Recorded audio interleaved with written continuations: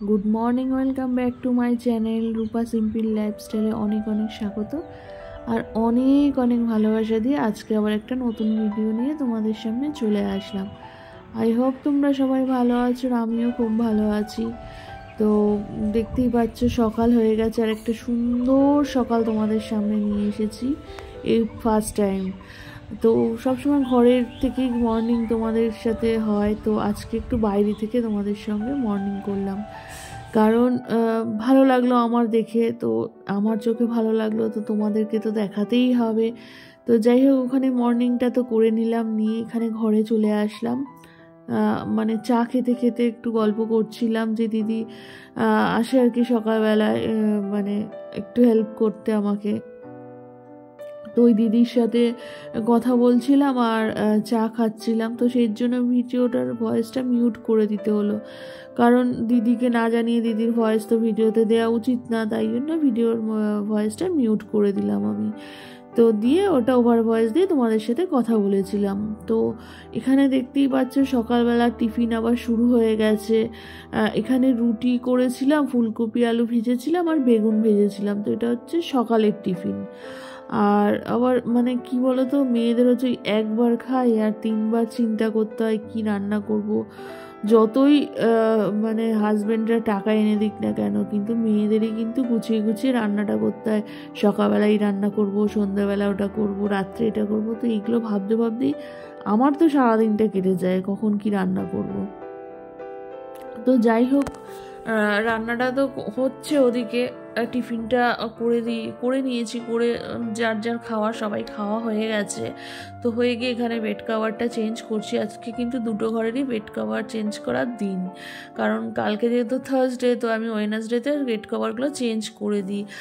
আর কি বলতো, আমার বেড কভার চেঞ্জ করতে না খুব কষ্ট হয়, জানি না তোমাদের কার হয় কি হয় না। আমি তো বেড কভার পাল্টাতে মানে খুব আলসেমি লাগে, কিন্তু কিছু করার নেই, চেঞ্জ তো করতেই হবে। যাই হোক, ওই ঘরেরটা তো চেঞ্জ তো হয়ে গেছে, এবার এই ঘরেরটা করতে হবে। তো চলে এসেছি এই ঘরে। তো এই ঘরের বিছানাটাকে চেঞ্জ করছি, কভারটা। তো মানে ভীষণ ভীষণ আলসেমির কাজ এগুলো, তো করতে তো হবেই, কিছু করার নেই, আলসেমি হোক আর যাই হোক। তো এই ঘরের কভারটা চেঞ্জ করে নিচ্ছে। হ্যাঁ, তোমাদেরকে একটা জিনিস দেখাবো আমার। তো কি বলো তো, ওই ইয়েটা না, বেড কভারটা, এই একটা আমার ফটো ফ্রেম এসছে জানো তো। তো সেটাই তোমাদের সাথে আমি শেয়ার করব ফ্লিপকার্ট থেকে। তো ওটা দাম নিয়েছিল 350 টাকা। তো জানো তো, ওখানে গিয়ে দেখছি তোমার শান্তিনিকেতনে গিয়ে দেখছি 350 টাকা, 400 টাকা, এর থেকে সুন্দর সুন্দর ফটো ফ্রেম ছিল, কিন্তু কিছু করার নেই, আমি এটা নিয়ে ফেলেছি। তো যাই হোক, আর আমার এটা মাথায় বুদ্ধি কাজ করেনি যে আমি ওটাকে রিটার্ন করে দিলে রিটার্ন হয়ে যাবে, টাকাটা নিয়ে নেবো আর এদিক থেকে একটা কিনে নিয়ে আসি। কিন্তু আবার ভাবলাম যে না, ঠিক আছে থাক, আর মাথাতেও আসেনি। তো 10 days ছিল, রিফান্ডেবল ছিল, কিন্তু আমি আর করাইনি, থাক, নিয়ে যখন ফেলেছি থাক। তো এই যে এখানে রাধাকৃষ্ণের ফটোটা, সবাই বলে যে বেডরুমে নাকি রাধাকৃষ্ণের ফটোটা, তাহলে তোমাদের দেখাই আজ কি রান্না করলাম। তো এটা হচ্ছে ফুলকপি আর আলু আর কাতলা মাছ দিয়ে টমেটো ধনেপাতা দিয়ে রান্না করেছি, অল্প একটু সামান্য পেঁয়াজ রসুন দিয়েছি। আর এটা হচ্ছে বাঁধাকপি, মাছের মাথা, তেল দিয়ে একটা চচ্চড়ি মতো করেছি, ব্যাস এই মেনু, আর কিছু না। আর হ্যাঁ, ওই সেদিন যে মাছটা তোমাদেরকে দেখালাম যে একদম মরে যাচ্ছিল আর কি, পিছনে পড়েছিল সারাদিন, দেখতে পাইনি, তারপরে জলের মধ্যে ছেড়েছি, তো মাছটা কিন্তু বেঁচে গেছে। দেখো খেলা করছে মাছটা, কি সুন্দর। তো এর ঢাকনা করতে দিয়ে এসেছি, তো এখনো হয়নি, হলে বলেছে ফোন করবে। তো ঢাকনা আসলে তোমাদেরকে দেখাবো যে কিরকম ঢাকনা আসলো এর।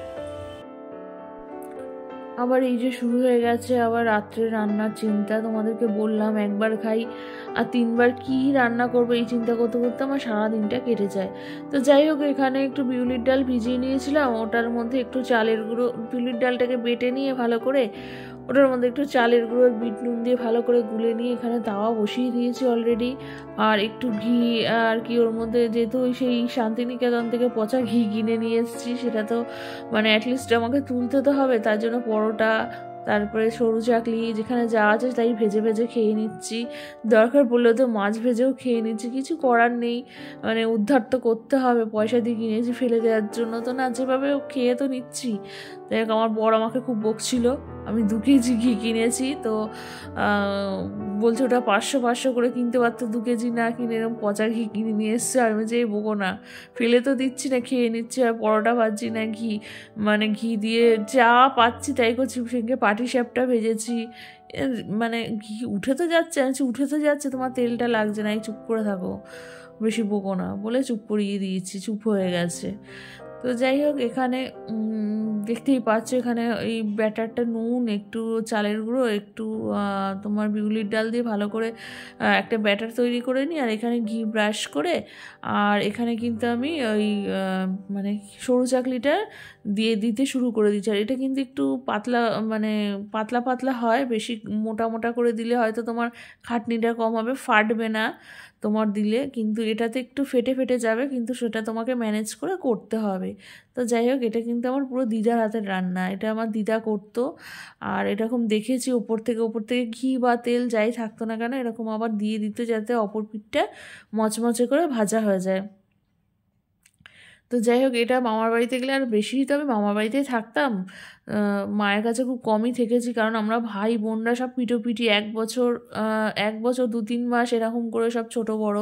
তো সেজন্য মা 3জনকে কি করে মানুষ করবে, তাই জন্য আমার দাদু আমাকে নিয়ে চলে গেছিলো মামার বাড়ির দাদু। তো আমি বেশিরভাগটাই মামার বাড়িতেই মানুষ হয়েছি, তো মায়ের কাছে কমই থেকেছি আমি। তো যাই হোক, ওখানে দিদা এরকম করে শীতকালে কিন্তু এভাবে করতো। আর আমার দিদা বাঁধাকপির তরকারি করতো আর সরু চাকলি, কিন্তু এটা কিন্তু আমি মানে খাটনির ভয়ে গুড় দিয়ে চালিয়ে দিয়েছি, যেভাবে হোক একবেলা কেটে গেলে বাঁচি।